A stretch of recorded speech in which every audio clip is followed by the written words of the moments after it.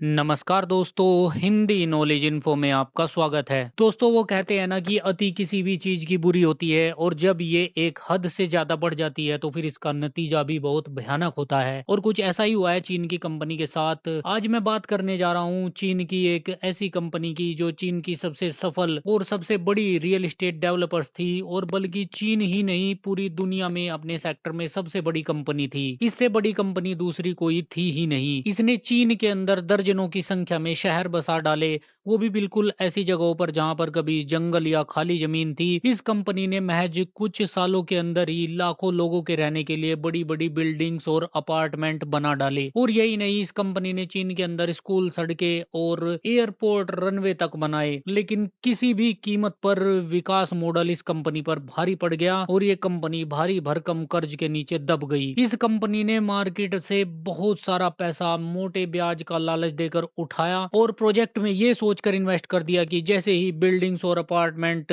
Cell हो जाएंगे तो वो अपना प्रॉफिट अपने पास रखकर निवेशकों का पैसा लौटा देंगे। लेकिन ये बिल्डिंग और अपार्टमेंट कभी बिके ही नहीं और आज ये कंपनी नीलाम होने जा रही है। जी हाँ, मैं बात कर रहा हूँ चीन की रियल एस्टेट जायंट एवरग्रांड की।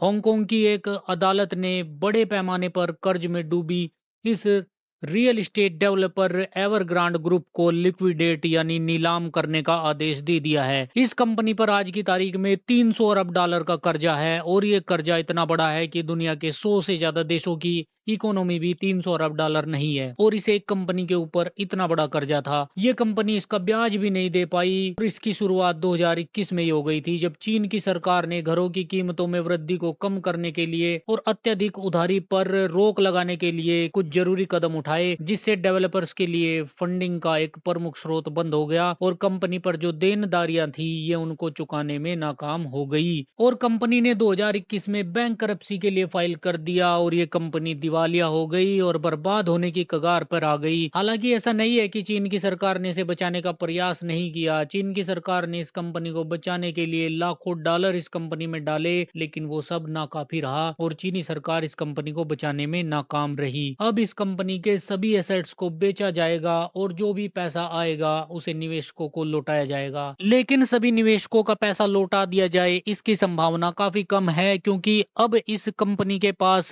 कुल ही 25 से 30 अरब डॉलर के एसेट्स ही बचे हैं। तो ऐसे में 300 अरब डॉलर की रिकवरी कैसे हो पाएगी, ये भी एक बड़ा सवाल है। और इस खबर के आते ही चीन का शंघाई शेयर मार्केट और हांगकांग का शेयर मार्केट भी बुरी तरीके से क्रैश हो गया और निवेशकों को करोड़ों का नुकसान उठाना पड़ा। दोस्तों, रियल एस्टेट इंडस्ट्री का चीन की इकोनॉमी में लगभग 25 से 30% का योगदान है। दशकों से चीन के अंदर आवास की मांग इतनी ज्यादा मजबूत थी कि घर बनाने वाले अक्सर निर्माण पूरा होने से पहले ही खरीदारों को अपार्टमेंट बेच दिया करते थे। लेकिन इस बीच कोरोना महामारी की वजह से लगभग 3 साल तक चीन के जीरो कोविड रिस्ट्रिक्शंस की वजह से चीन की इकोनॉमिक ग्रोथ बुरी तरीके से प्रभावित हुई और बढ़ती बेरोजगारी और पैसे की कमी की वजह से लोगों ने नए घर खरीदना बंद कर दिया और ये एक बड़ा क्राइसिस बन के सामने आया। एवरग्रांड एक तरीके से चीन की लड़खड़ाती इकोनॉमी का पोस्टर बॉय बनकर उभरी है, क्योंकि 2018 में इसे दुनिया की सबसे ज्यादा वैल्यूएबल रियल एस्टेट कंपनी के रूप में लिस्ट किया गया और उसके 3 साल बाद 2021 में यह कंपनी बैंकरप्ट हो गई और आज 2024 में ये नीलाम होने जा रही है। और चीन की बाकी बड़ी रियल एस्टेट कंपनियों की भी कमोबेश यही हालत है। हालांकि आपका इस सब पर क्या मानना है कमेंट करके जरूर बताइएगा, और चैनल को अभी तक सब्सक्राइब नहीं किया है तो सब्सक्राइब जरूर कर लीजिएगा। Thank you so much for watching video.